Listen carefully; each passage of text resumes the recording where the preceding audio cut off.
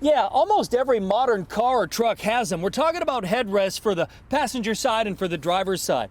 But as an added safety feature these days, some of these headrests do something that you may not be expecting. Elizabeth is out driving her 2015 Dodge Caravan, ever conscious that the headrest a few inches behind her may pose a threat. It's kind of like having a time bomb or a loaded gun behind your head. You just don't know when it's going to go off. Elizabeth says they got back from a trip a few weeks ago and all seemed fine. But the next morning when she went out to that Dodge Caravan, she saw this. The passenger side headrest had deployed out. She didn't even know that was possible, and she's glad she wasn't driving when it happened. This is a serious road hazard in what's supposed to be a safe, reliable family vehicle. Crash test video shows how a headrest is supposed to work in a rear-end crash in most vehicles. This one, Chrysler says, is designed to deploy forward to lessen whiplash. But why it burst without a crash is beyond explanation, and it's not an isolated incident. The internet has other stories just like it, a deployment, but no crash. And there's a class action lawsuit in Florida with drivers saying they have neck and head injuries because of it. The price to fix this non-warrantied item?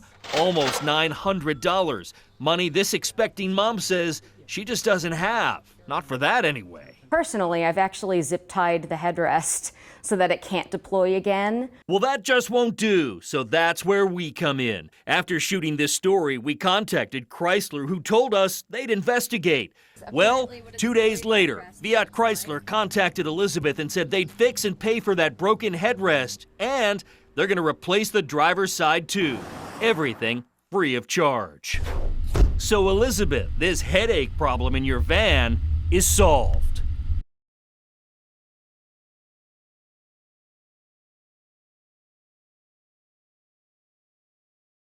Parmesan Chablis.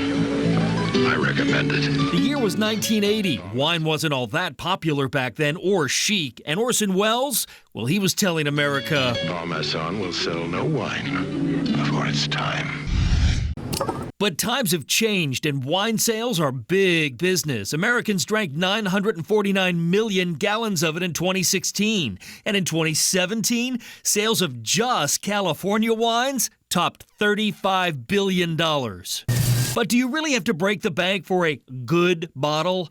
We're at Publix at McKee Farms, which has the biggest wine selection of public stores in the area. Tim is my bartender for this unscientific experiment of cheap versus pricier. There are some high-quality wines for under $10. There's some high-quality wines that are come in a box. We're testing 2 different Pinot Noirs, 3 different Cabernets, and 3 different Chardonnays. Some are under $10, some are right around 20, and a couple are over 40. So can our day-drinking tasters tell the difference between the cheap and the more expensive? First up, the Chardonnay. The Clos de Bois and the Noble Vines are both just under $10. The ZD Vineyards is $41.99. Our taster, though, well, she liked the high end, saying it was smoother. This was $41. Oh, okay. No wonder you liked it. Well, you see, I do have good taste. Next up, the Cabernet. The gnarly head is just $9. The Hess Select, $19. And the Honig is $41. But our taster, Leslie, she liked the cheap stuff. This is $41. Really? Oh my goodness. Yeah, you chose $9 over $41. This is $41. That's funny. I would not have expected that. I would have thought that was cheaper. In the Pinot Noir category, the La Crema is $24.99 and the Chateau St. Jean, $9. Our taster, Sophia, she says she shops by price, but preferred the pricier La Crema. Ooh, it's smooth. Do you want a hamburger or do you want a ribeye? Point taken, Sophia. Point taken. Hands down, the best assignment I've ever had, at least in the last year.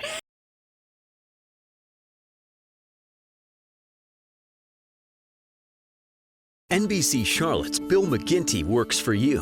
Whether it gets on TV or not, I'm going to try to help them. When a major airline was giving this Charlotte man the runaround, he got McGinty. Bill McGinty was the first person I thought of. And he got results. After an email or two to Bill McGinty within a few minutes, they totally changed everything. You know, I used to joke that if my boss ever found out that 80% of what I did was behind the scenes and not getting it on TV, he'd probably strangle me. Bill McGinty and NBC Charlotte are looking out for you. Ripped off in Rock Hill? I'm being taken advantage of. Get McGinty. Conned in Concord? My contractor took my money and disappeared. Get McGinty. Swindled in Charlotte? They say I owe them money, but I know I paid them. Get McGinty. I'm Bill McGinty, and I'm looking out for you. Just shoot me an email, bmcginty@wcnc.com, or you can find me on Twitter. I'm @BillWCNC. Bill McGinty and NBC Charlotte, looking out for you. NBC Charlotte's Bill McGinty works for you. Whether it gets on TV or not, I'm going to try to help them. When a well-known furniture chain was giving this Charlotte couple the runaround, they got McGinty. And I said, you know what, there is something we can do. I'm going to go get McGinty. And they got results. What we couldn't do in 2 years, he did in just a couple of days. 2 days. 2 days, he got results. You know, I used to joke that if my boss ever found out that 80% of what I did was behind the scenes and not getting it on TV, he'd probably strangle me. Bill McGinty and NBC Charlotte are looking out for you.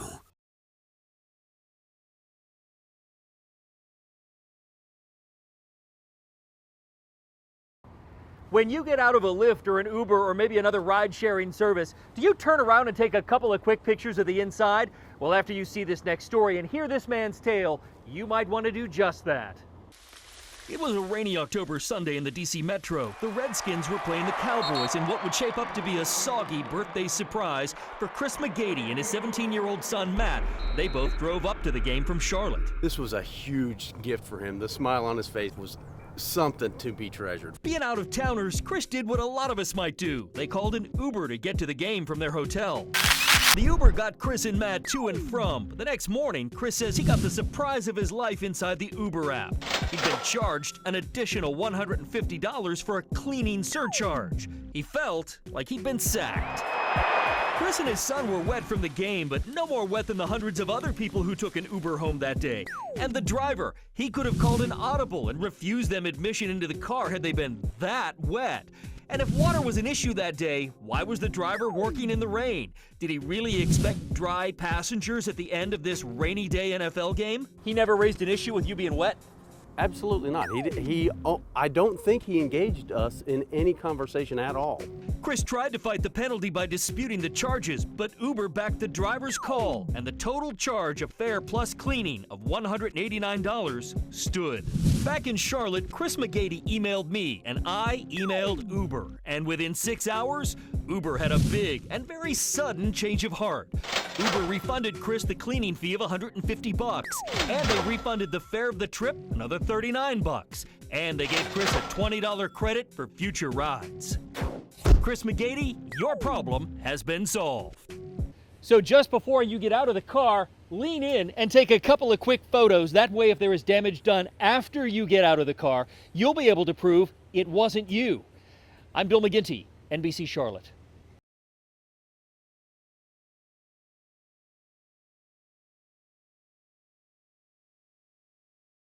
How did you even learn she was in the nursing home? Get that camera off of me. Well, did you know you were violating CMS policy when you gave those raises? Bill, thank you. Are you a guy people should be doing business with? Who are you? I'm Bill McGinty from WCNC in Charlotte. Get out of here. Those are questions everybody would like an answer to. Get out of here. I've been doing this since '83. No, but the building codes are what they are. I know that. There's I didn't termite come damage. over on no banana boat either. James, are you gonna pay Glenn his money? I don't know. Are you? I've been trying to talk to you about this. I think it's important since it's taxpayer dollars. Well, Bill, it doesn't violate policy, in fact. How would you feel if someone had walked into a nursing home and done that to your mom? Would you be okay with that? Get out of here.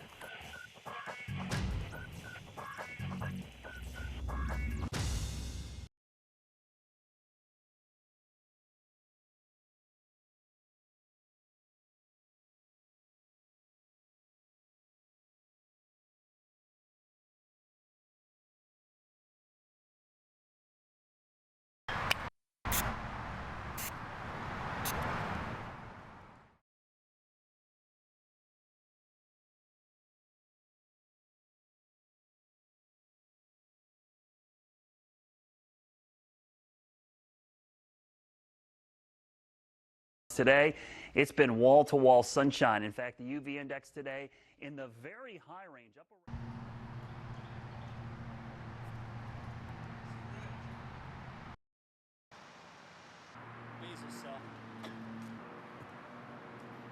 you look like a zebra.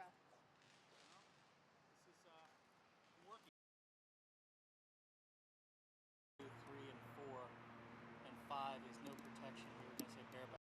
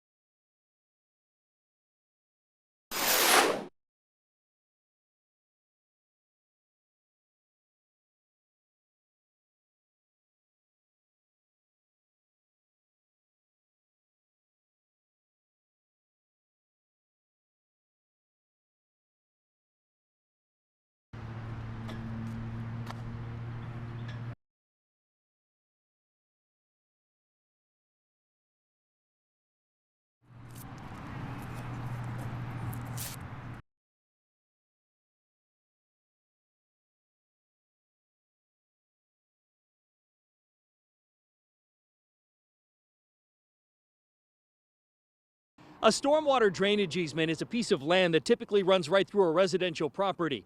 You might maintain it, but the city owns it and has access to it anytime they need. Anthony and April Jones have such a property in East Charlotte. The city recently installed a newer and much bigger underground stormwater drainage pipe. It goes right through their property and right next to their house. It was a huge project lasting months, and it left lasting effects on their home. They were jackhammering along the foundation because they were trying to move some concrete out of the way, and that just vibrated the whole house, and that's really when the cracks started appearing in the house. On the outside, the house is cracked. Look at this corner seam around one of the doors. I can get my fingers in there when it should be sealed tight. And inside, It just keeps showing up. It keeps showing up. This is where the walls twist on the outside, so it's definitely pushing inward. And that was never there before this work project started. Absolutely not, no. their windows are so twisted, they've had to cover them with plastic to keep the draft out. There's some gapping right here along the edge. Anthony and April asked the city to repair the damage, all in about $117,000 worth. But the city told them no, they're not liable for these damages. Why? This piece of paper. It's called a property damage release. It was presented to and signed by the home's previous owner when damage was done once before. And that release was never disclosed to Anthony and April when they bought the house in 2015, even though the prior owners had just signed it. That's a whole nother issue. This release says the city will forever be free of any liability of stormwater maintenance problems on that particular piece of property should anything ever go wrong. They even paid the homeowner, the previous homeowner, $41,000. But the Joneses knew nothing about the release or the payment. With this release, the city of Charlotte is clearly trying to override the original stormwater easement agreement. That says right here that they have to fix anything they break on the property. I just want the house fixed. Yeah, we just want the house to look the way it did before they ever were here. It is likely the city of Charlotte will settle this case out of court, given that a Mecklenburg County judge just recently sided with the Joneses, saying that that property damage release is invalid. I'm Bill McGinty reporting.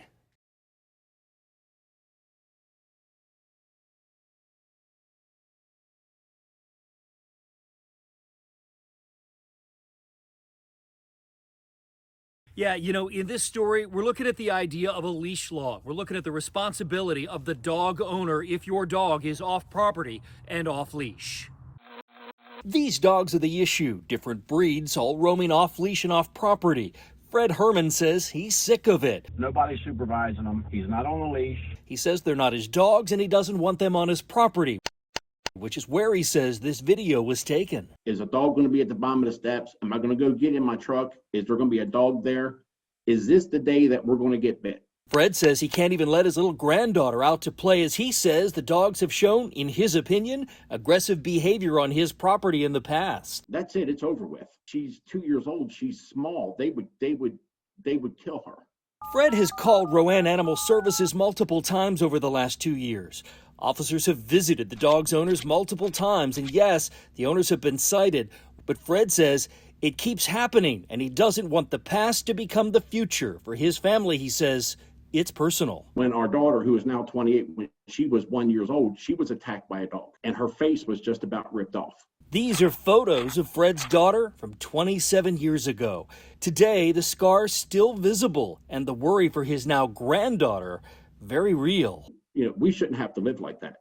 Here's Charlotte attorney Brett Dressler, who has litigated personal injury cases. One of the biggest myths in North Carolina and in most other states is that you get the one free bite rule. And I'm here to tell you that that's just a myth. If you have reason to think that your dog might bite somebody because it's gone out and tried to bite a neighbor or try to bite a friend or try to bite a family member, then you're on notice that your dog's a danger to the community and you have an obligation to restrain that animal. And if you don't, you're going to end up paying for it. An insurance study on this issue says the average national claim for a dog bite is $32,000. After I made calls to Rowan Animal Services and made public record requests on this specific incident, and after more officer visits and at least one citation, one of the dogs was surrendered. But the worry, given the past, still very much there. Yeah, I tried reaching the dog's owner by phone, but the numbers we had didn't seem to work any longer. And because of the circumstances surrounding COVID right now, I was unable to go to their house and actually ask them any questions in person about this particular incident. I'm Bill McGinty, WCNC Charlotte.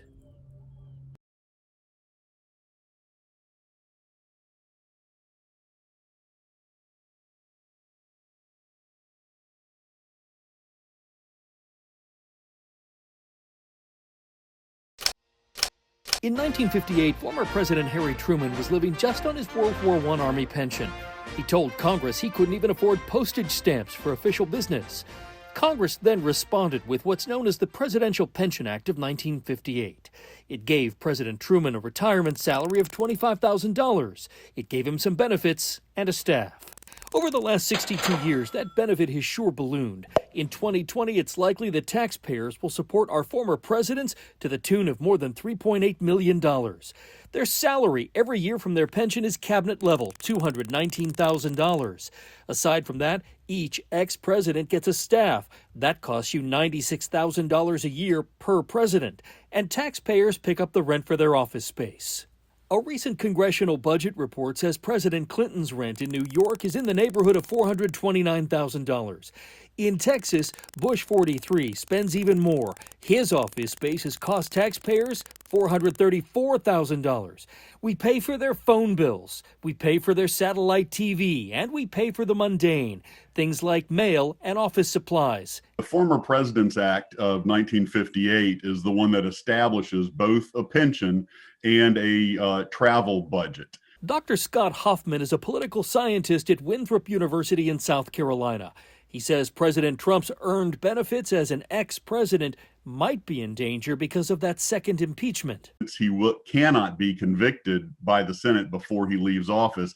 He's going to get it, and it would take a separate act of Congress to strip him of that afterwards. Although, interestingly, the bar would be lower since it takes 2/3 of the Senate to convict.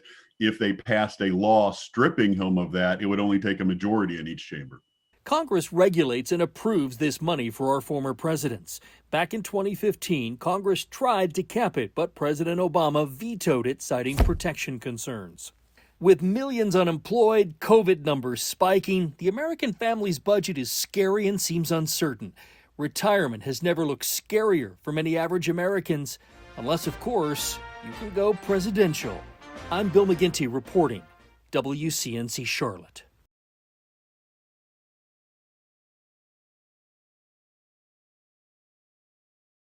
Yeah, most definitely. This is really an odd story, but the basis of it is really just a very simple insurance claim. It was a stormy day. The date, October 29, 2020. What was left of Hurricane Zeta was rolling through the Carolinas. These kinds of storms can do all kinds of damage, like down trees, power poles, and the very dangerous power lines. The latter happened in Lincoln County, the radar showing rough weather and high winds roaring through. And the outcome wasn't good for Billy Lynch, who owns a pasture where there was livestock. What it is vacant land. I have no power on that property, so I'm not actually even a Duke Power customer. The other poles on the property have been replaced several years ago. Why that particular one wasn't replaced at that time, I have no idea. That pole Billy mentioned was rotted and came down in the storm, bringing down with it live power lines. 3 cattle, one of them pregnant, were all electrocuted. No tree limb fell and broke the power lines. It was simply just a rotten pole. When Billy contacted Duke, he was referred to a third-party vendor that handles insurance claims. That vendor told Billy the storm was nature, an act of God, and that they were not responsible for the cattle. Billy saw it differently. I don't see where it was my responsibility that their pole fell and electrocuted my cattle when neither one of us had anything to do with, trees falling on it. Billy just wanted the insurance vendor to take another look at this case and see that weather really wasn't the only culprit here. It needed to include the rotted pole. He emailed me asking for help, and I emailed Duke Energy, asking them to intervene and take another look at this, since it was their vendor denying the claim. Duke immediately stepped up, investigated, and brought about a quick solution. We were happy to have the opportunity to look into this issue further and ultimately make it right with the customer. Duke Energy then contacted Billy to let him know they would make good on his loss. The cattle were worth $3,500. We come up with a settlement that was, for both of us, and it's done. This, like I say, this has been going on since October, and you got it handled for me within 24 hours. So here's the takeaway from this story. If you have what you think is a rotted pole on your property, it's a great idea to let Duke Energy know about it. I'm your consumer investigative reporter, Bill McGinty, WCNC Charlotte.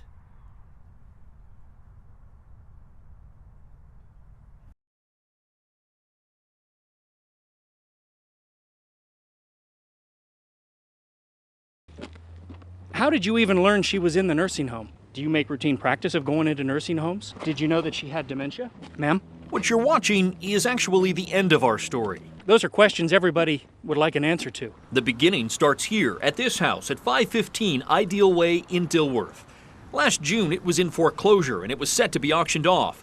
7 bids were made on that house. The highest bid was $48,358.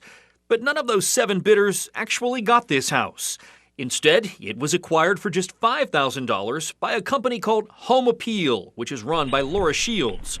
These state records show Home Appeal is based right here inside this small house over on Drexel Place in Charlotte. Is there anything you want to tell us at all? We'll get back to Home Appeal and Laura Shields in just a minute. But first, you need to meet some other people involved. It's wrong. It's against, it should be against the law. Pat Rader is sitting next to her mom, 88-year-old Mabel Bobo, who used to own this small, quaint home on Ideal Way in Dilworth, and did so for 56 years. Memories on top of memory. I could write a book. I could. I raised 3 kids there. Mabel had taken out a loan some years ago and had tied it to the house. When the loan wasn't repaid, foreclosure proceedings began. But 88-year-old Mabel wasn't aware of those foreclosure proceedings because she has dementia, as we saw during this interview at the nursing home where she now lives. She has lapse in memory. She still pictures her home the way it was when she lived there. Mabel loved her house in Dilworth and has fond memories that seem to come and go. It is sad, and it's hard for her children to watch their mother slowly slip away. Which brings us back to Laura Shields and her company called Home Appeal. I said, I tell you what you do. You back off and leave me alone. According to Mabel and the mobile notary that was there, Laura Shields, an investor, made surprise visits to her room inside this nursing home last summer. And during those visits, Mabel was asked to sign over the deed to her small home in Dilworth. The family didn't know, the nursing home didn't know, and sadly, even Mabel didn't know. To come in to someone who's almost 90 years old and shove a piece of paper in front of them and to do it repeatedly until she was so tired of seeing them that she signed it to get rid of them. We showed Mabel a copy of the deed that she signed for those strangers while she was lying in her bed, but her blank look was just that, blank. Do you remember signing this document? No. Do you remember people coming to your room and aggravating you? Oh, and yeah, shoving big papers? Time. Big time. The I-Team and attorneys at the Serene law firm are now fighting to get the home back, as doctors say Mabel wasn't in any condition to sign the house and 2 lots away in the first place. The property resale value of Mabel's house in Dilworth, almost $250,000. How would you feel if someone had walked into a nursing home and done that to your mom? Would you be okay with that? So we confronted Laura Shields about her trip to that nursing home. Do you make routine practice of going into nursing homes and acquiring properties this way? But every question we asked her, how did you even learn she was in the nursing home? Got no answer. Do you feel you owe the Bobos any type of an explanation, Laura? Laura Shields may own Mabel's house at the moment, but she can't do anything with it. A judge's order now blocks any sale or any future development. I want them not to be able to do this to other people in this situation. Now, during a mediation between the two sides a couple of weeks ago, the family says that Laura Shields told them Mabel was paid $5,000 for her house when she signed that deed in her bed inside the nursing home. And Laura Shields says she's got an undated check stub to prove it. But Mabel doesn't have any bank accounts anymore, and her family says they never received a dime. The case to get Mabel's house back is now headed to court. With the I-Team, I'm Bill McGinty, NBC Charlotte.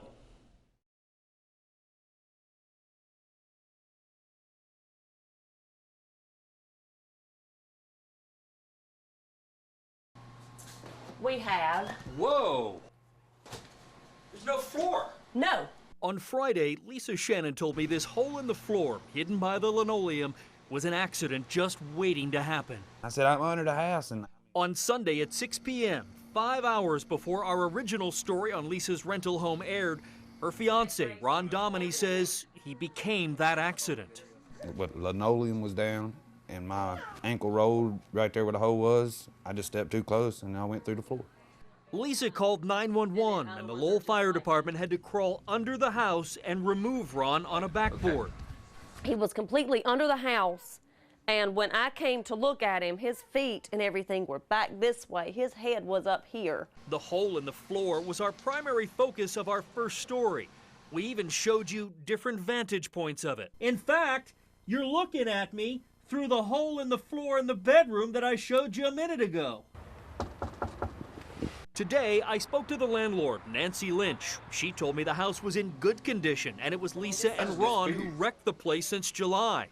Lynch also said Lisa and Ron haven't been good tenants. They don't pay their rent, and she says she's highly suspect of this accident on Sunday. As soon as I find somewhere to go, I am moving out. Even the Lowell building inspector called the home dangerous and hazardous and will hold a hearing on Tuesday morning. With the I-Team in Lowell, I'm consumer investigator Bill McGinty, News Channel 36.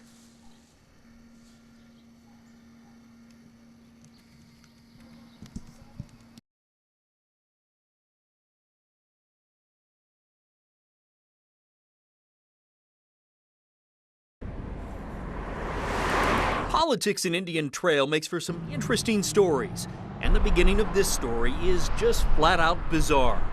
The place, this home in Brandon Oaks. The date, October 3rd. The crime, a peeping Tom. The peeping Tom incident brought everything to light. The police got involved 24 hours later and issued this warrant for the peeper's arrest. But on the official paperwork, it listed everybody there, including 3 town council members. Town council members Darlene Luther, Robert Allen, Roger Stanton, and candidate for town council Ash Minor were all here. It would be foolish, reckless, and illegal for us to have actually conducted a business, a meeting where we were discussing town business. Indian Trail Mayor John Quinn says the gathering of town council members is at the very least inappropriate. Quinn says it might even violate the Sunshine Law that says a quorum of any governmental body cannot meet secretly or in private and discuss town business. Doesn't pass the smell test. Well, not to me, and you know, I've been around a little while, and I've gone through the training. I know what they've told us. They tell us to avoid these situations at all costs. Roger Stanton was recently appointed to the town council, and he is now running for a seat in his very first election. He says the meeting was just a campaign meeting. Did you have any reservations about watching 2 council members walk in and say, whoa, whoa, whoa, there's 3 of us here now? Okay, yes, I did have a concern, and again, I made sure that everything was related to the campaign materials, as they did too. The town council's business never once came up. Well, the election is about town business. It is about town issues. It's about the procedures and plans and the direction you're going to go with regard to policy decisions that the council is ultimately going to be making. So I don't know anything that's any more political than that. Councilman Robert Allen, who was also there that night, told me this is a non-story because nobody was discussing town business, just politics and the upcoming election. But only the 7 people there that night know for sure. Reporting in Indian Trail, I'm Bill McGinty, News Channel 36.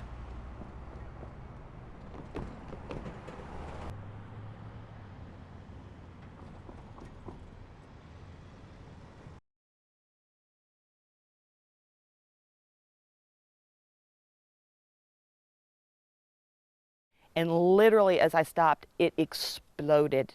Full on ball of fire explosion in my driveway. This is how Deb Manani spent Valentine's Day this year when she got home from work and parked her 2007 Jeep Wrangler in her driveway. And when I look down this way, I see little flames coming out from underneath the engine of my Jeep. Deb says the fire was fast and furious. It blew up.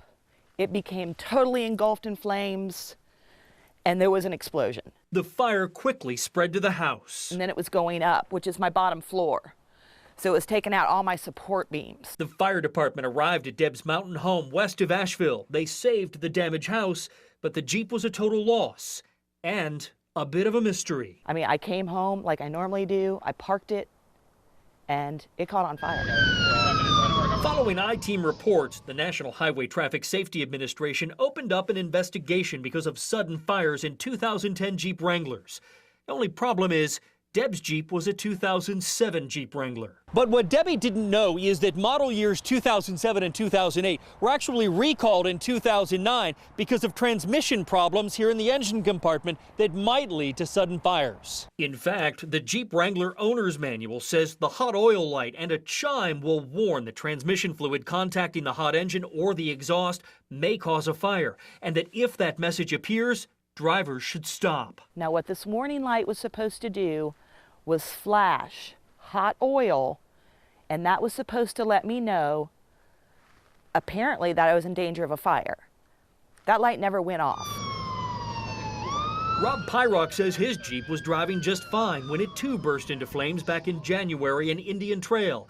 And like Deb, he says, no warnings, no lights, nothing. It just died. But Chrysler told me and told Rob that his Jeep fire was his fault, that grass under the Jeep, the result of recent off-roading, was the cause of the fire and not a Jeep defect. There's gas that's still fueling. We challenged the grass fire cause in our first 2 stories, after which Chrysler media rep Michael Polisi sent me an email saying, look, your reports are simply terrible. He wrote, talk to somebody who knows something about vehicle fires. He closed it with, you're making a mess of this. Holy cow, that's Rob's Jeep. So the I-Team tracked down the Union County Fire Marshal who inspected Rob's Jeep. His finding was, and still is, mechanical failure in the engine compartment. Grass isn't mentioned anywhere in the 2-page fire report. We continue to see Jeep Wrangler fires creeping up around the country. Sean Kane, president of the consumer advocate group Safety Research and Strategies, says Chrysler is trying to deflect blame. We don't have an exact origin of the fire, and Chrysler has been blaming the drivers for some kind of improper maintenance or off-roading them. My Jeep's totally engulfed in flames. Back west of Asheville, Deb Manani was also asked questions about her driving and her maintenance habits prior to that Jeep fire. Your commercials have these cars climbing rocks, going through streams, doing crazy stuff. I don't do any of that. I go to work and I come back. The federal government is now looking at the 2010s and getting data from model years 2007 through 2012. Is there a connection between Deb's recalled 2007 Jeep that burned and the federal investigation of the 2010s? Chrysler is quick to say no. Deb's fire had nothing to do with the Jeep defect. They say the cause is undetermined. I've been in shock. I've been angry. I've been more angry than anything that I can't even get a reply.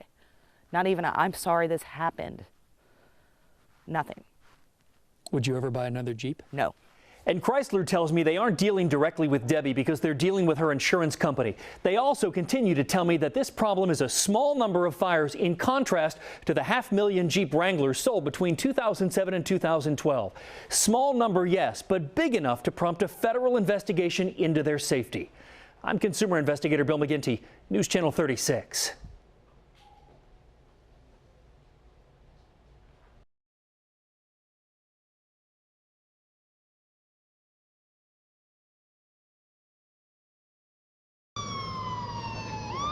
A newer Jeep Wrangler Rubicon burned suddenly and without warning in Indian Trail.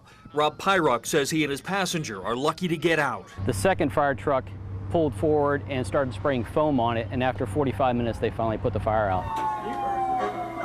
Then on March 12th in Ann Arbor, Michigan, another similar Jeep fire, another lucky driver. Out of it, I couldn't steer it or anything. Sean Heine talked to us on Skype about the sudden loss of his brakes, the steering, and then the fire. I actually left the moving vehicle, which was completely engulfed in flames by the time I got out of it. Like Rob at Indian Trail, Sean began to investigate and called Chrysler to report the problem, but says he was told, "We'll call you." To have someone call you back in a few days when your customer just left a burning, stocked, warranted car.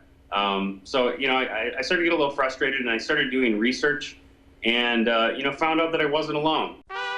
So to get Chrysler's attention, Sean created a video of his Jeep fire and others he found on the internet and set them to music. Burns, burns, burns, the ring of fire. He sent this video to Chrysler execs and told them they could watch it later on YouTube that day.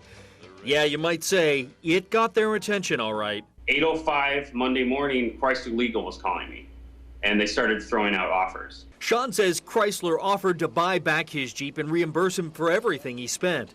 The cause of Sean's sudden fire had been ruled inconclusive, and as part of the deal, he says Chrysler wanted him to sign a non-disclosure, basically asking him to shut up. I'm not going to take that. I'm not, you know, I won't be able to sleep at night if I know that some other Jeep owner, you know, was in a car that caught fire and you know, some dramatic damage happened to them or their family. You know, I wouldn't be able to live with myself. So I'm trying to make this as public as possible. In this email, Chrysler told me it's quite normal for customers to be required to sign a release in these matters in order to keep the settlement terms confidential.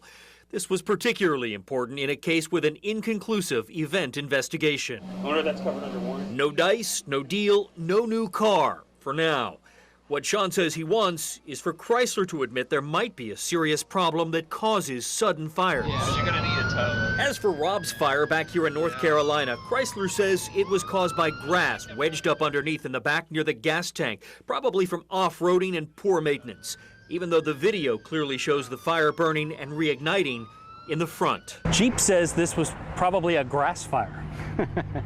A Chrysler media rep told me late today that grass was indeed the cause of Rob's fire and that the owner's manual tells Jeep owners to check for damage and debris after off-roading all the time. As for Mr. Heine's version of how the settlement was made, Chrysler told me that their timely investigation and reasonable offer was the result of a good company responding to a customer issue and request. Chrysler also says any connection to that YouTube video and the settlement offer is a product of his own imagination. I'm I-Team reporter Bill McGinty, News Channel 36.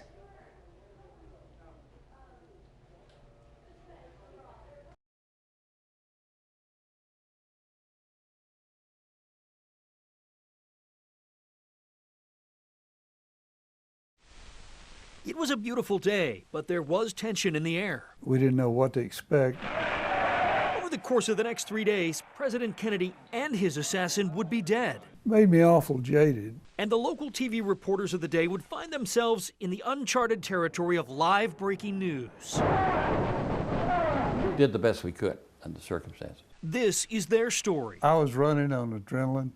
That's the biggest story to that point of my life.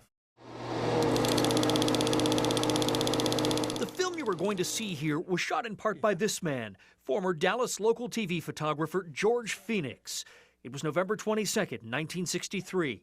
His first stop was Love Field. I was not far from the Kennedys as they were coming down that ramp, and it was breathtaking. I mean, she was most beautiful, poised. He wasn't bad himself. The day's news coverage was heavily planned. We didn't know what to expect, but we expected something. At noon, the Kennedy motorcade slowly made its way through the streets of Dallas. In an open car, as you see. What was feared to be a hostile crowd was anything but. A couple of 100,000 people, they estimated, in downtown Dallas.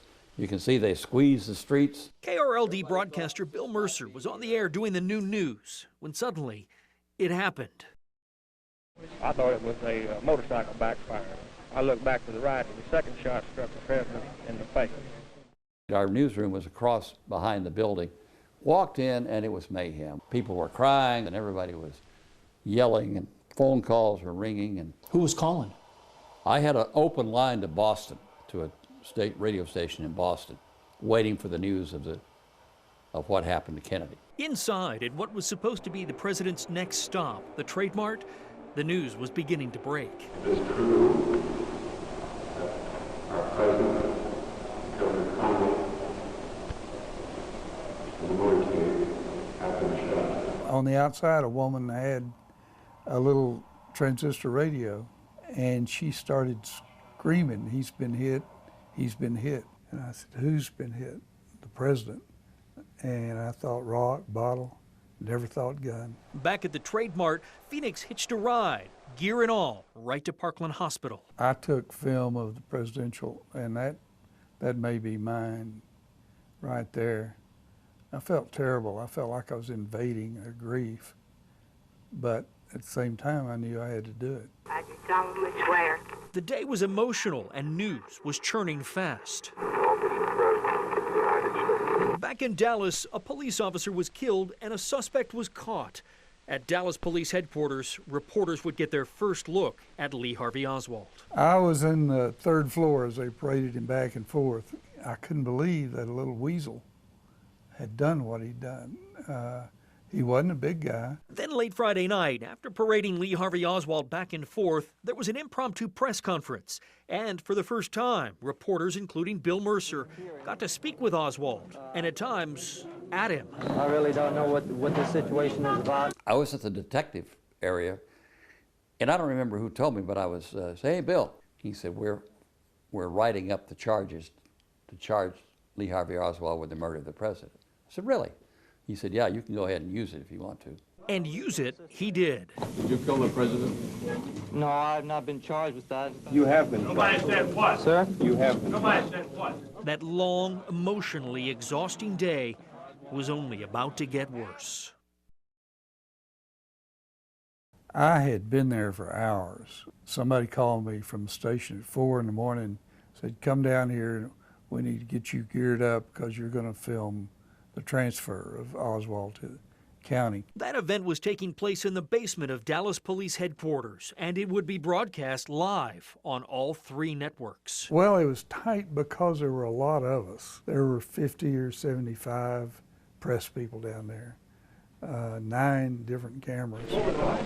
The police had asked us all to say, "All right, we're not going to rush the guy when he comes out. We're going to stand back."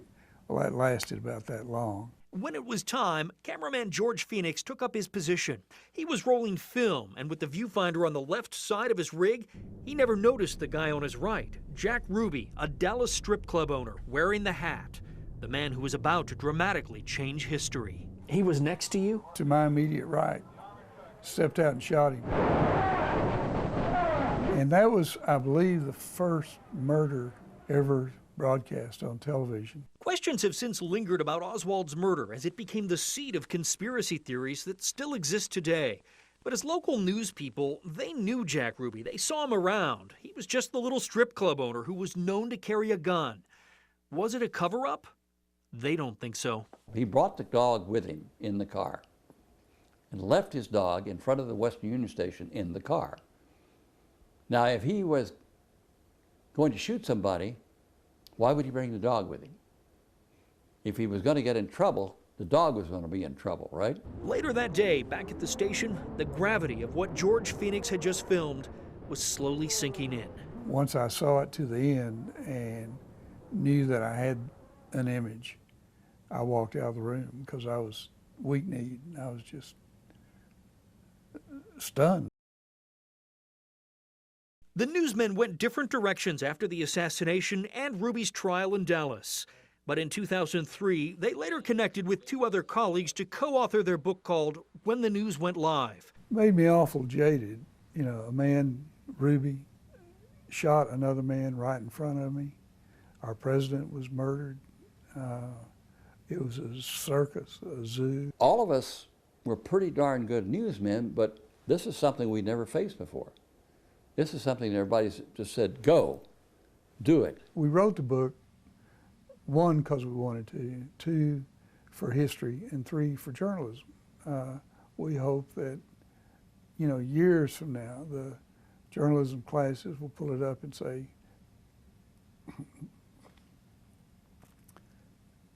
it's the way they used to do it.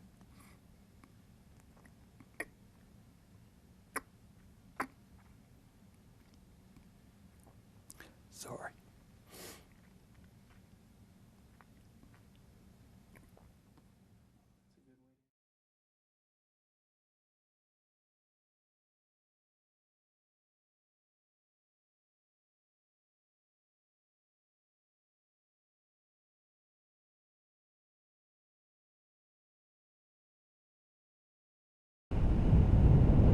The Dilworth neighborhood is rich in redevelopment.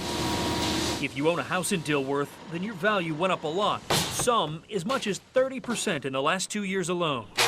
It is an attractive place for developers and investors looking to repurpose those smaller, older, rundown properties. Perhaps a property like 515 Ideal Way, once owned by 88-year-old Mabel Bobo, who unknowingly let her home slip into foreclosure. I looked at actually putting a culvert in and filling it in. Mabel's house certainly caught the eye of Adam Getchell and other investors who all made bids for the property in the summer of 2012, hoping to buy it at a looming foreclosure auction. And so in this case, we would have bought the property, we probably would have torn down the house, and we would have built a, 3 to 4,000 square foot house on this property that we would have been able to sell for, at least a 20 to 30% profit margin. But Mabel's house at 515 Ideal Way in Dilworth never got to that foreclosure auction. Do you feel you owe the Bobos any type of an explanation, Laura? Public records show that property investor Laura Shields acquired Mabel's Dilworth home right here in this nursing home. According to a lawsuit and the mobile notary who was there, the deal was done right here in Mabel's room. Mabel, who doctors say has had dementia since 2009, signed over the deed to her house as she lay in her bed, hooked up to oxygen without her family or an attorney there to advise her. To come in to someone who's almost 90 years old and shove a piece of paper in front of them and to do it repeatedly until she was so tired of seeing them that she signed it to get rid of them. Do you make routine practice of going into nursing homes and acquiring properties this way? The Bobo family told the I-Team that Shields said she paid Mabel $5,000 that day in the nursing home, but the money or the check was never found. In fact, at that time, Mabel didn't even have a bank account. I don't understand how anyone with any kind of morals, character, feelings could do that to a senior citizen.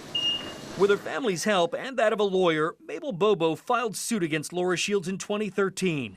A judge froze the property from future sale until this fight could be resolved. Those are questions everybody would like an answer to. Laura Shields, who is now signing her name as Laura Schoening on the official paperwork, refused to personally answer our questions then and once again declined our offer this month.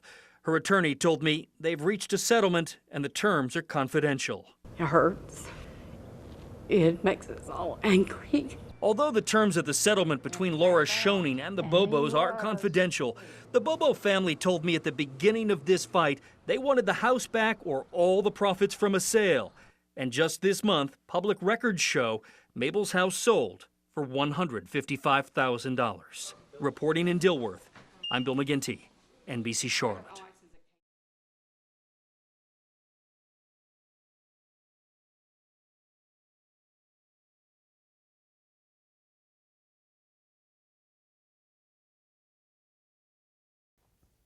So does your cell phone battery drain quickly too? Mine always seems to. I'm always charging my phone at my desk, in my car, and then when I get home, turns out it's operator error, and it probably is on your end too.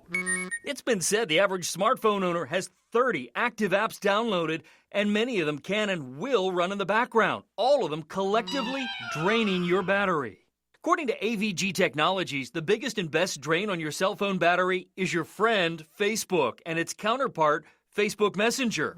Spotify is a drain, so is Instagram, so is the WhatsApp app. And retail me not may save you a lot of money, but it's costing you battery power. And check your email settings on your phone. I didn't realize that every time my phone updates email or alerts me to a new one, it's using power and data.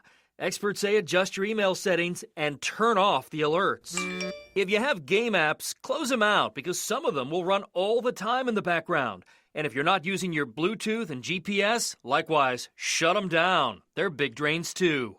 All right, 2 more things before I go. First, if your battery still seems to die, dim the brightness on your phone. If you drop it down to 50%, that's going to make a really big difference. Secondly, give your phone a good 8 to 10 hour deep charge. Turn it off, let it rest, and charge up. You're going to notice a very big difference. I'm Bill McGinty, your consumer investigator, NBC Charlotte.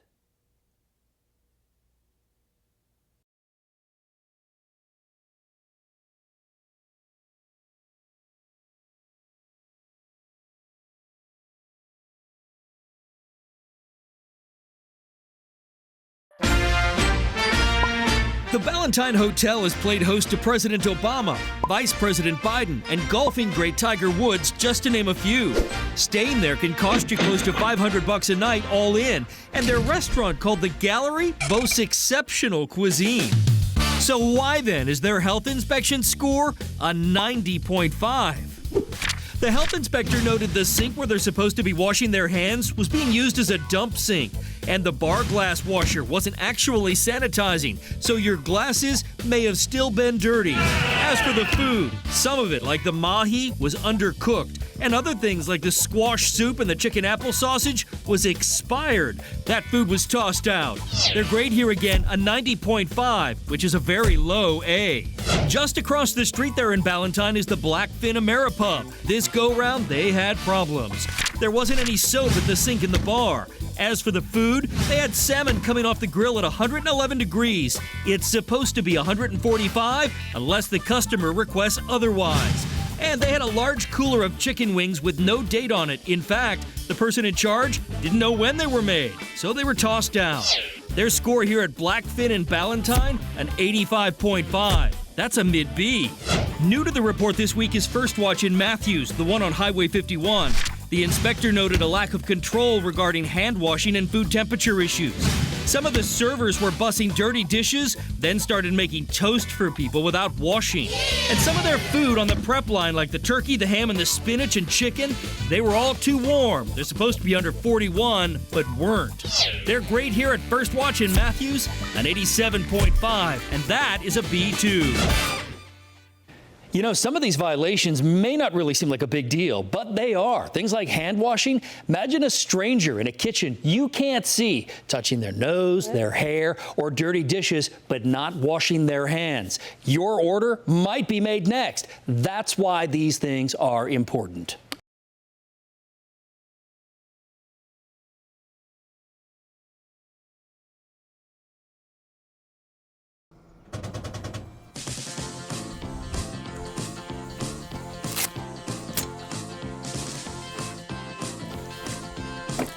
Done. What a great little campsite. Marquet and Dale love quality time in the great outdoors. It's the reason they saved and saved for their dream RV.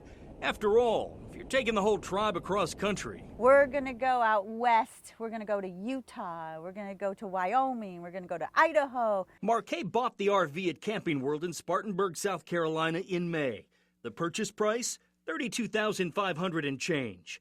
The photos of it looked great, but the real thing, Marquet says, not so much. The kitchen table went down like that. Food would roll off it. The furniture was tore up. There was big, huge gouges in the walls. There was rust all underneath the camper. Marquet wrote me an email asking for help, so I in turn contacted Camping World in South Carolina, asking if she and Dale were sold a used camper instead of a new one like they paid for. The GM wrote back to me saying the unit is new. She feels because it's been displayed at an RV show that it's a demo. Certainly it wasn't new. It was definitely not new. And I couldn't get any help anywhere, so I contacted you to save me. Shortly after I contacted Camping World then contacted Marquet and Dale and offered them a new camper.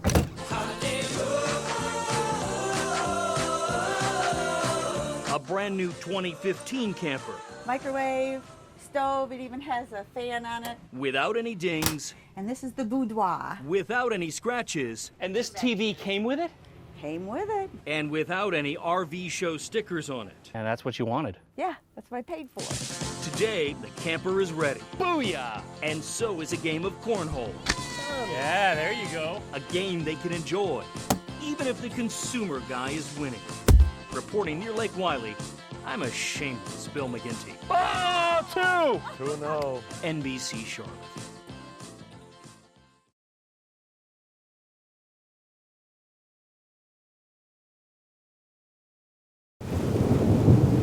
It was a very hard rain that washed out this bridge 3 years ago. It was in July of 2013 and the rain was horrendous. The ensuing torrent of water took out the roadway and part of the bridge here on 24th Street Place Northeast. And since then, nothing. It's ridiculous, it's unsafe. Has been done. It's horrible. I mean, it looks so dangerous. Nothing. We're living with this for almost 3 years. It doesn't take a genius to see that this is an accident just waiting to happen.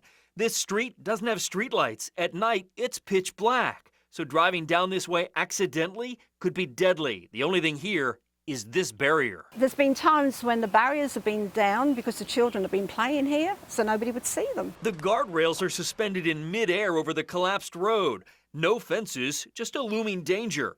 And a very attractive place for curious kids. This is only one of 2 ways into this neighborhood, and the neighbors say, aside from the inconvenience of having to drive all the way around, they're worried that somebody is going to get seriously hurt or killed. This is a completely unsafe situation. I've watched children, try and, dance across this railing. And then there's the possible delay in emergency services, with one of only 2 ins and outs now cut off. We had an ambulance come up on Sunday morning up our street. Obviously, they had to go all the way around. Whereas at one time, they could cut through here. We found a property deed that says the roads were built private. One of the property deeds says the maintenance of all the streets and the roads here in the subdivision shall be the responsibility of Keener, Shook, and Tarleton, the subdividers. Problem is, their relationship dissolved back in 1994, and 2 of them have since passed away. An attorney for the surviving partners says the roads were offered to the city decades ago, but one unknown neighbor was a holdout, so no one owns the responsibility for this road now, or this mess. It's like we're forgotten. Yeah. So you're probably thinking that the developers and their estates are then still responsible for this mess. Well, the attorney I spoke with says the limitations of their involvement have long since passed. As for Catawba County, they told me we don't do roads and bridges. No county does. And the state, they told me they'd take the road once it was fixed and brought up to their standards. In the meantime, I've reached out to a local congressman to try to investigate some type of funding source that might be available. I just simply refuse to believe that there is no solution to this problem. It may take us a long time, but we're going to keep working it. I'm Bill McGinty, NBC Charlotte.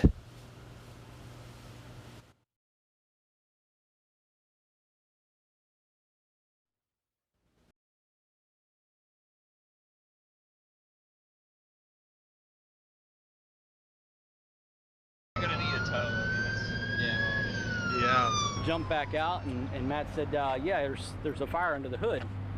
So I said, well, don't open it. It was January 19th, 2012.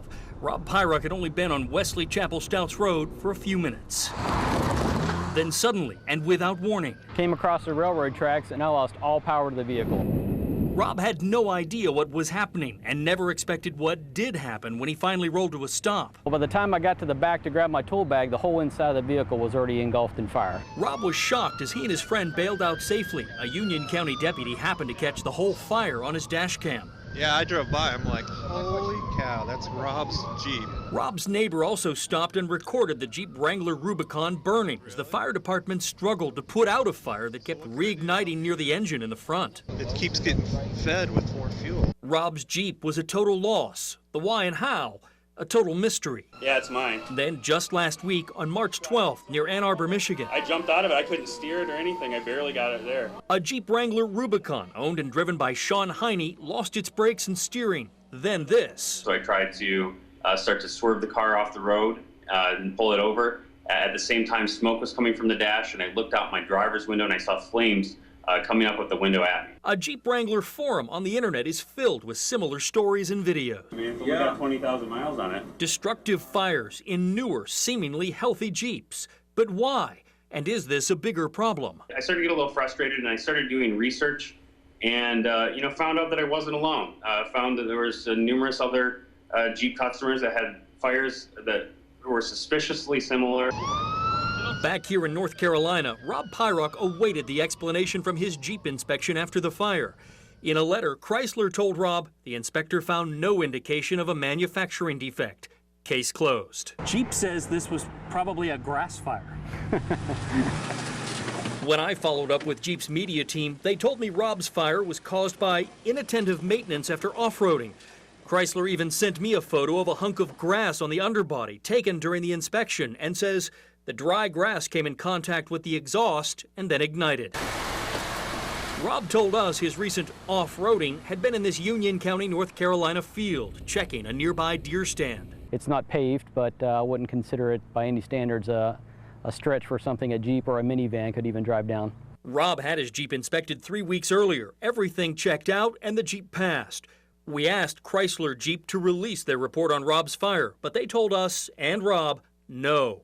Their report and the information in it is privileged. Shouldn't you get that report? It was your vehicle. I agree. Their contention is that they paid for the report and they will not release it. I sought a second opinion on the Jeep fire with the Center for Auto Safety in Washington, D.C. We sent them the video, the photos, and the letter that Jeep PR sent us. In an email back, their response was, I don't believe for a second that grass caused this fire. The amount of material is so small, it wouldn't sustain a fire.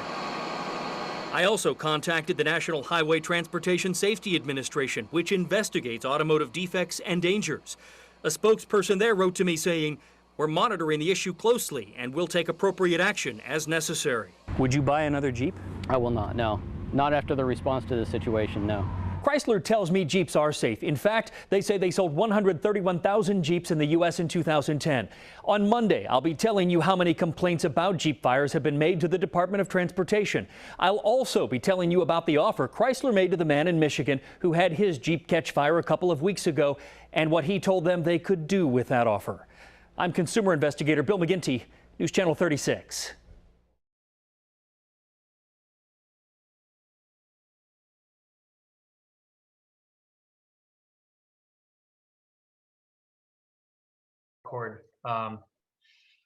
Well, if you could slide a little bit to your right, just a hair. All right. There you go. Perfect. Okay. Well, first of all, how are you doing? It's been a tough 48 hours or so since Biogen made their announcement. Lisa's happy that they've moved somewhat and that they're gonna be able to help some people in July as opposed to waiting till the fall. So that's good news, and you always want to make sure that what you're doing is having an impact and helping others. At the same time, she's very sad because according to her doctor and her nurse who was here yesterday, the chances of her being able to benefit from getting tofersen in mid-July, if she's even still with us, are remote, because if she is still alive at that time, she will have deteriorated so much that it's not much of a quality of life. Sorry. That's okay. It's maddening that they didn't come to this decision when this could have benefited her. It is. I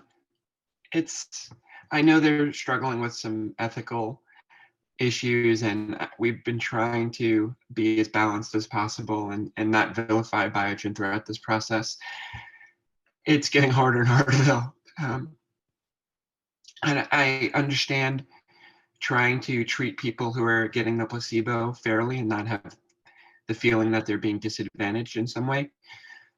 No one has explained to me at Biogen or anywhere else how if Lisa and others who can't make it till mid-July are randomized at the same 2-to-1 ratio that folks who were in the trial were randomized, how that's at all being disadvantaged. they would have the same odds that people were in the trial. If she had been diagnosed a week earlier, as we previously discussed, she could have been part of the trial. Her doctor is one of the investigators in the trial, knows all the folks at Biogen well. He's been calling from the rooftops that this is her best chance to extend her life in some meaningful way. And when we first spoke, Lisa could speak somewhat. She can get around the house. We were able to go on some walks, although, usually we would use the wheelchair. Her functioning just on a daily basis is getting worse. I don't know if you saw her Caring Bridge post last night, but I mean, it's heart-wrenching. It says, "Today I realized I'm going to die. Of course, I know ALS is a fatal disease, but I had pinned my hopes on tofersen. We had heard patients in the trials had little to no progression, and it seemed like it would give me a reprieve. That hope was dashed with Biogen's announcement." And it goes on from there. So, you hate to see anyone's hopes dashed. And for something that's so easily preventable, just randomize Lisa and the other patients who are similarly situated, which isn't a big number of patients. So you've seen the ALS numbers. The SOD1 patients with ALS is only 2% of the ALS population, and the AV5 variant is even a subset of that. So we're talking about a small number of people. Take that small number of people, randomize them 2-to-1, just like as if they were in the trial. Maybe Lisa is in the third that get the placebo, but at least she'd have a chance. Now she has a 0% chance because she was diagnosed a week too late. And Biogen, it's frustrating too, Biogen seems like they're taking a victory lap saying, "Oh, look at what we're doing to help folks." And they are going to help some folks as a result of making this available in July versus the fall. And like I said, that's a great legacy for Lisa and those who have been advocating for her. It's just kind of ironic that one of the people who is instrumental in getting them to make this change is not going to benefit from it. You mentioned, and this will be my last question because I know you have to go, and I don't want to make this any harder, but you mentioned, when I last saw her, I mean, she was hugging your son and she was communicating. What's the deterioration been since then? She's such a strong-willed person, but her body's failing her. So we have 2 steps in our house on the first level. Getting down those 2 steps, she can't do it on her own, even with the arm rails now. She's sleeping more. She can't type at all with her left hand, with her right hand. Her handwriting's getting worse on a daily basis. Typing's more difficult. She's eating everything through a tube. And still, she has a smile on her face for more than half the day.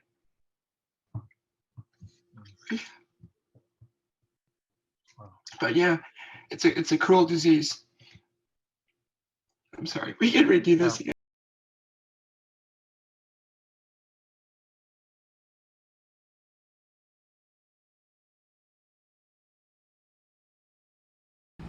Are you a guy people should be doing business with? It took more than 2 years and a lot of legwork running down James Reed to ask him why he hadn't paid his debt to Glenn Benton. James, are you gonna pay Glenn his money? I don't know. Are you? But today we can finally report that debt is paid in full. This is what you've been waiting for how long? Waiting for almost 3 years.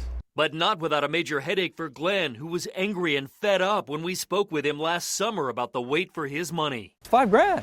And it's your money. It's my money.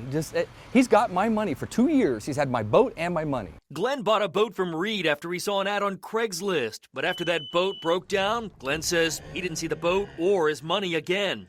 Eventually, he won a judgment in small claims court, but collecting it took time. He even had to get the sheriff's office involved, as well as NBC Charlotte. You're a lot less angry now. Oh, yeah. Yes, I am. Yeah, now I have my money. So today, we're happy to tell Glenn No Boat Benton your problem is solved. All $6,177 of it, interest included.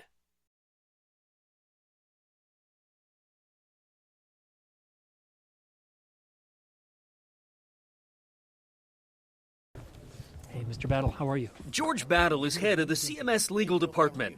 Last fall, he had money left over in his legal department budget from an unfilled position that paid $140,000. So with some of that money, he sought to reorganize his legal department, and in the process, award $68,647 to 7 people in his office. All got healthy raises, including 3 lawyers already making 6-figure salaries.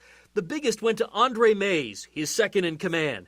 She received a $16,110 bump in pay and went from almost $134,000 to $150,000. Teachers got their raises from the state, and the amounts vary, but everybody else in the CMS district only got a $500 raise. That's a whopping $19 a month before taxes. Chaired the board my first 2 years. School board member Eric Davis was the only voice of opposition to these raises that were approved in a closed-door meeting. The reason I objected was the amount of the increase is anywhere from 8 to 15% or so. Far exceed whatever we've been able to provide recently to our frontline teachers. NBC Charlotte has uncovered these never-before-seen internal emails. In one of them, a manager at CMS Human Resources questions George Battle's authority to spend your taxpayer dollars to do this. He writes, "I cannot justify these raises." First item of business. But Mary McCrae, the school board chair, told me his money, his budget. On George's part, he was using money that was already in his budget. So to his credit, I thought what he was doing was a great thing. Those emails go on to say, some from Human Resources writing to then Superintendent Heath Morrison, we need to be fiscally responsible, and trust hinges on us being transparent. HR was worried what it would do to morale of all employees when it's released. They even went on to call George Battle's plan a morale buster. Would you call it a morale buster? No, I did not. Would you? No, I would not. I want to ask you a couple of quick questions. With emails and phone calls, we asked George Battle for a sit-down on-camera interview about these raises, to which he said, no cameras.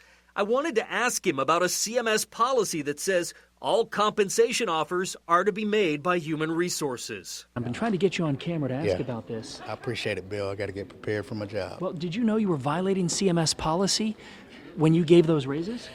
Bill, thank you. I've been trying to talk to you about this. I think it's important since it's taxpayer dollars. Well, Bill, it doesn't violate policy, in fact. Battle cited his employment contract, which gives him the authority to recruit and retain. Compensation isn't mentioned, but he and board chair Mary McCrae say it's implied. But again, trying to get ready. But it's up to Compensation and Human Resources to give these raises. It's actually not up to them, Bill. It's up to the board. The board is the supreme body. So in a nutshell, George Battle says the policy doesn't apply to him or his department because he reports directly to the school board. End of story. But if that's the case, then why not talk about these raises out in the open? Ironically, when they were discussing these raises last fall, CMS was getting ready to ask you, the voter, for a 1/4-cent sales tax increase for CMS raises. The idea failed on Election Day. I've put a lot more of those emails in the web version of this story. You can read them over on WCNC.com right now.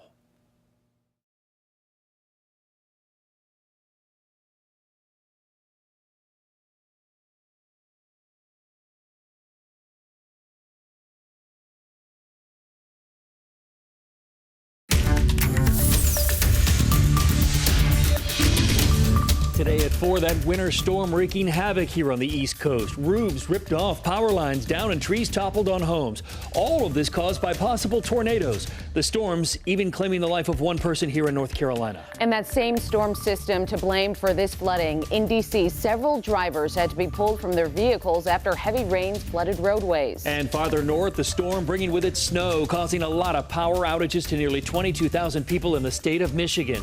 Hello, everybody, and thanks for joining us for the news at 4 on this Monday. I'm Bill McGinty alongside Rachel Brown. North Carolina Governor Roy Cooper just wrapping up a press conference. We learned 3 schools were damaged in Greensboro, one of the hardest hit areas. The governor says additional crews from Duke Energy will be in the state tomorrow to help with power outages. Yeah, in our area, there are less power outages and more damage from possible tornadoes. Reporter Billie Jean Shaw is live in Clover, where one neighborhood is facing a lot of damage this afternoon. Hi, Billie Jean. Hey, Bill and Rachel. Well, right now we are standing in the Timberlake subdivision in Clover. This is a common area for the neighborhood, but it does not look like that now. There are a lot of trees down. It really looks like a forest. And just to show you just how massive these trees are, I'm going to walk you along one of them that uprooted. We're actually going to step over some siding here. A lot of debris blown all across the area, but you can just see how large this tree is and how it just uprooted and fell on top of the garden and the common area here. This is just one street here in Timberlake, but this is actually the scene all across the neighborhood. Now, the National Weather Service tells me they estimate 65-mile-per-hour winds moved through this area last night. And if you look through some of this tangled mess here, you can actually see some tarps on the roofs. Now, everyone is wondering, was this just a bad storm? Was this a tornado? Well, the National Weather Service says they will have surveyors here by tomorrow morning to make that determination. And as soon as we get that update, of course, NBC Charlotte is going to bring it to you on air and online at WCNC.com. Reporting live in Clover, Billie Jean Shaw, NBC Charlotte. It was a ferocious storm at that. Billie Jean, thank you. And our Hannah Welker was in the same Timberlake County community this morning. She spoke with homeowners about the terrifying moments during Sunday storms. Yeah, if you walk through the Timberlake neighborhood here in Clover, South Carolina, it looks like a storm tore through here, and that's what it did yesterday. You see siding on the ground, debris all over the neighborhood, and tarps on several roofs in the area. I happened to be looking out the window, and all of a sudden the rain was coming down heavy. I looked, and then all of a sudden it just started swirling in a circle. That's how neighbors described their Sunday afternoon when high winds and heavy rain tore through the Timberlake community. They don't know whether it's straight line or whether the tornado sat down. The storm ripping off siding, shingles from roofs, and scattering debris throughout the streets. Some of the homes even deemed unlivable. The house next to me, the woman had to move out because her whole wall was pushed out. The wind was pretty rough. It blew a lot of patio furniture off and some little bit of damage to the side of houses. Around the corner, a massive tree uprooted. But through it all, neighbors are just thankful to be alive. Best part is nobody got hurt. I mean, everything can be replaced. Well, the weather knocking out power to thousands of people, including many of the people living right there along Tuckasegee Road. A power pole was damaged there in West Charlotte.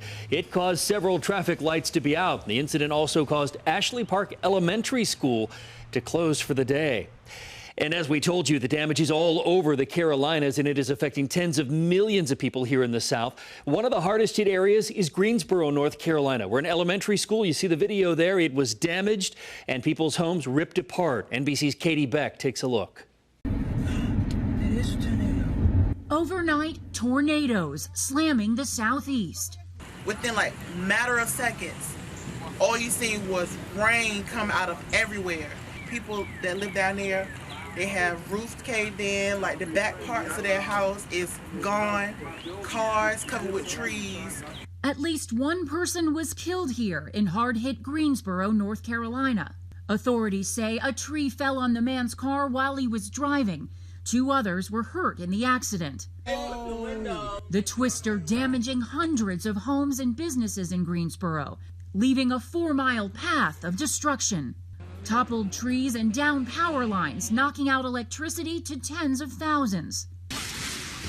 The powerful winds peeling roofs off homes. Cars crushed by flying debris. The tree that actually hit us, that's half of it here, half of it's under the car. Debris just started flowing everywhere, hitting our car. Another tornado also touching down in Lynchburg, Virginia. Some structures there completely destroyed. My heart's been pounding ever since it hit. God bless the first responders and the cleanup crew. It's going to be a long, long haul, but it'll be fine.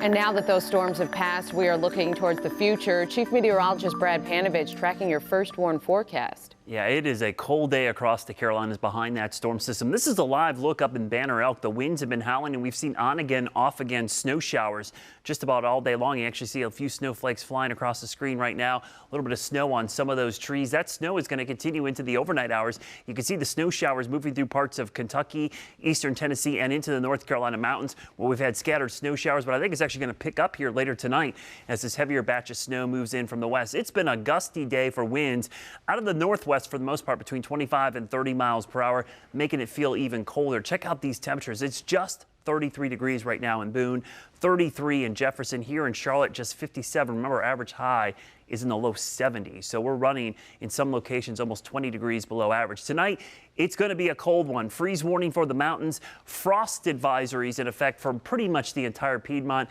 So gardeners and anybody who has tender vegetation, you need full precautions tonight. It is going to be that cold as we go into the overnight hours. We look ahead to tomorrow. Cold start in the morning, but temperatures are going to recover nicely. Maybe back up close to 70 degrees. Coming up, we're going to talk about even warmer temperatures coming up in that midweek forecast, Bill. Brad, thank you. We've got an update now on what's being called the deadliest prison riot in the U.S. in the past quarter century. The Department of Corrections has identified the 7 inmates killed overnight at Lee Correctional Institution in South Carolina. NBC Charlotte's Fred Shropshire is live over at the breaking news desk with all the information we're learning this afternoon.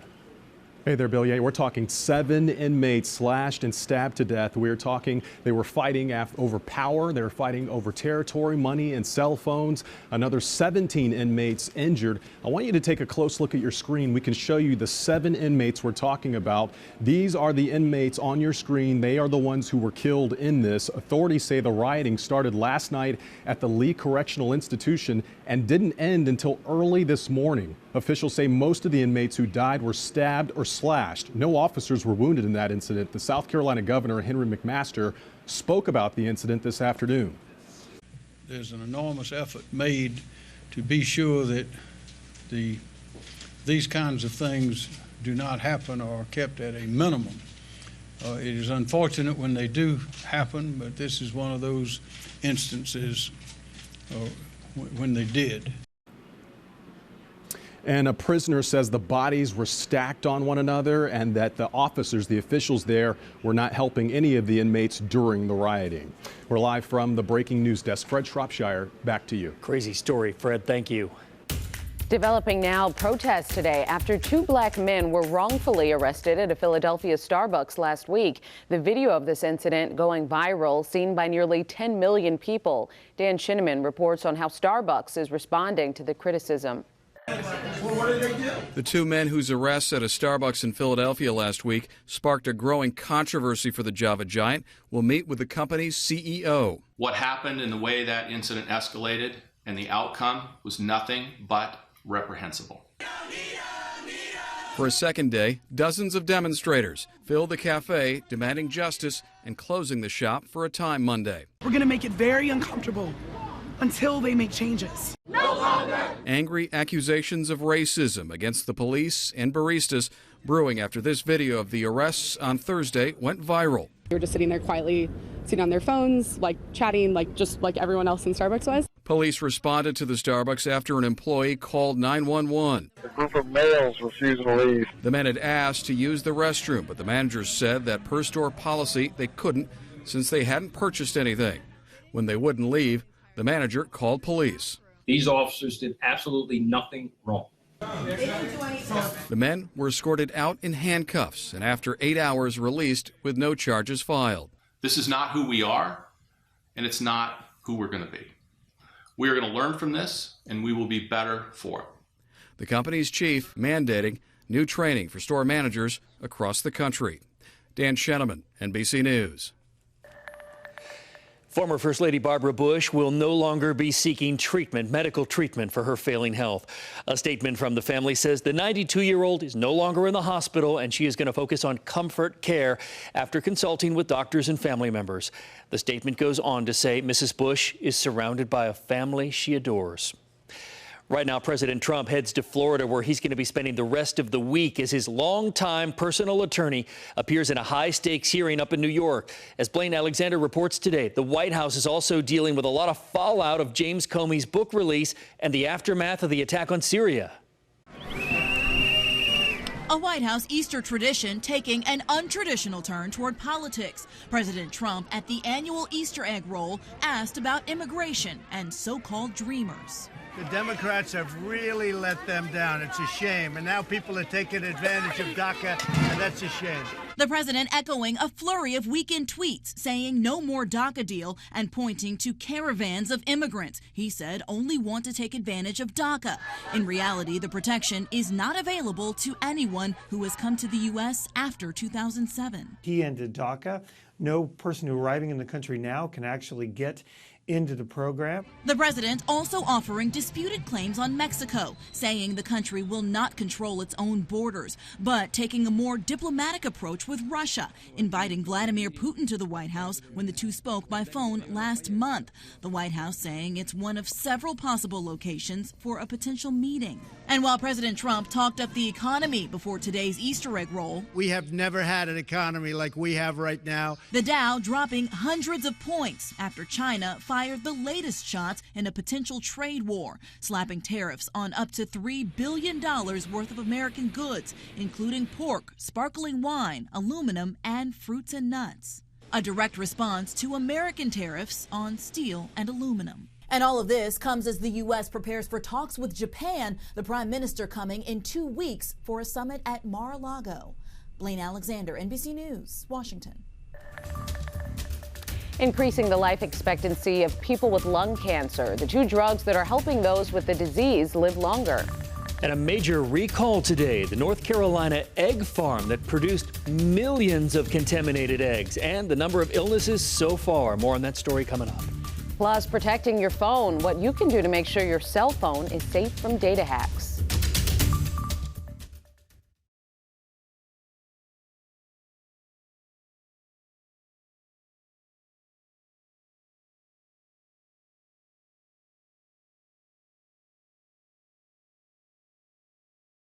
Yeah, so we're here at the Fireflies baseball game. They're a minor league ball club here in Columbia. This franchise is only 2 years old. They used to be down in Savannah, but then they built this beautiful ballpark here in Columbia.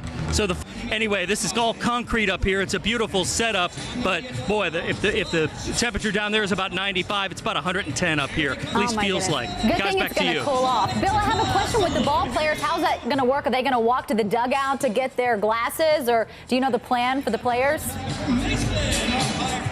You know, I don't know the plan for the players. That's kind of a TBA. They're gonna wait to see where they are in the game. I think they're gonna look for like a mid-inning break if they can. Hopefully it'll cool things off just a little bit. It is so hot and humid down here in Columbia this afternoon. Hopefully it'll cool things off just a little bit. It is so hot and humid down here in Columbia this afternoon. We've got a lot of cloud cover. It's hot there. You've made it abundantly clear.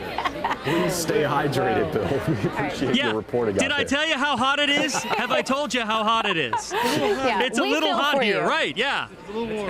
Yeah. Just a little It's bit. a little hot here. Just a little bit. Yeah, but they've been cool. But it's Columbia, South Carolina, right? Right. Yeah, they've been cooling off at the bar. Not so for us. All right, we'll check in with you in just a little bit. Take a look at this, though. 1 million people are expected to travel to South Carolina to get a front row seat, as well as the path of totality crosses into the state. Downtown Columbia, one of the best places to catch the Celestial event.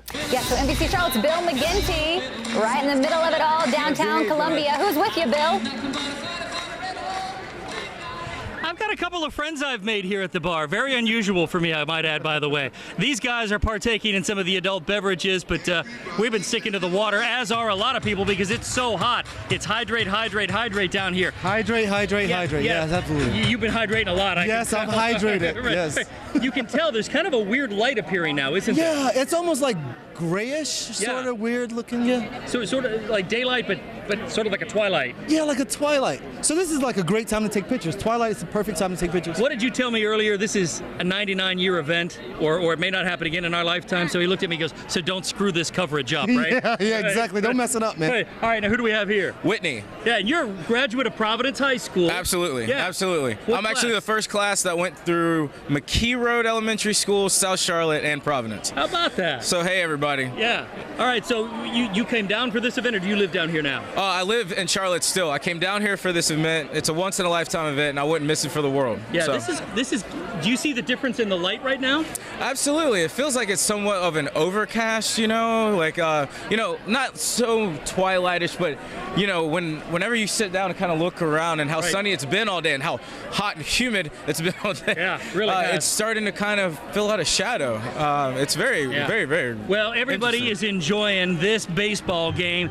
We are watching the Fireflies, which is an affiliate of the New York Mets, and the Rome Braves, which are an affiliate of the Atlanta Braves. And who's winning right now, by the way? Man, I couldn't tell you. I've been at the bar. Yeah, it's a good ball game nonetheless. We'll let you know on the score. Yeah, really a first-hand look at everything. So we want to kick off our live team coverage this half hour in Columbia with NBC Charlotte anchor Bill McGinty. So, Bill, we are just minutes away from totality. How is it where you are?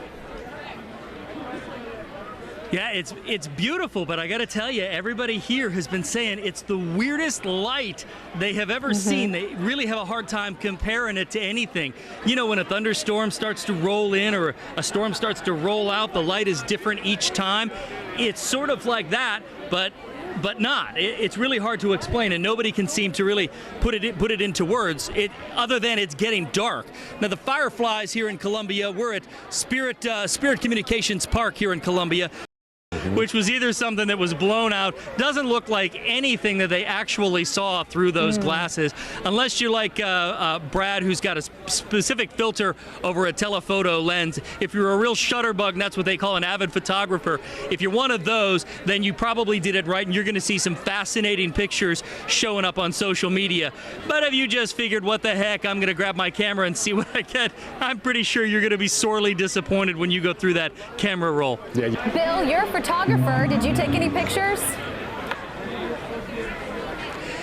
Yeah, I did take some, and I'm one of those people that's sorely disappointed by what showed up on my camera roll. I'm actually running a time lapse with one of my GoPro cameras, but I have it pointed at the field, so I wanted to see the transition from light to day, or from light to darkness, and then darkness back to light. So I'll pop that up on social media a little bit later this evening when I get back to the hotel and I'm able to edit it together on a computer. But it was fascinating to see, but yeah, anybody who tried to capture it with a cell phone, pretty disappointed.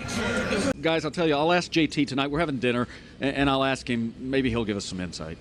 Please snap a picture of you in that hat at dinner with Justin Timberlake. Yeah, we need a selfie. That's a good look, Jay. It's a good look. It's working for you. And if you're warm, it's working for you. That's all that matters. Thank you very much. For me, it's...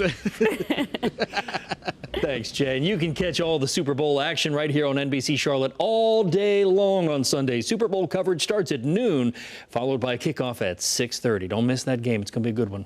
And then several hours from now, the USA men's hockey team plays its first preliminary game against Slovenia. Bill, who you got in that one? Yeah, I knew you were going to ask me something like that. I was going to take it back to Shaun White and say, what a perfect way to put it. It's just going to be his moment. And that's a great way of dodging your question, because I really don't have an answer for you, Paul. But thank you for asking. Enjoy your time over there in South Korea. Thanks. We'll talk to you again tomorrow, I'm sure.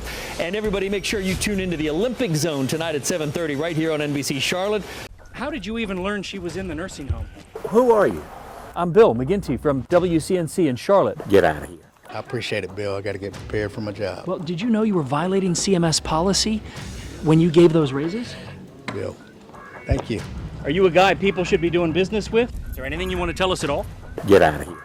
I've been trying to talk to you about this. I think it's important since it's taxpayer dollars. Well, Bill, it doesn't violate policy, in fact. James, are you going to pay Glenn his money? I don't know. Are you? Do you make routine practice of going into nursing homes and acquiring properties this way?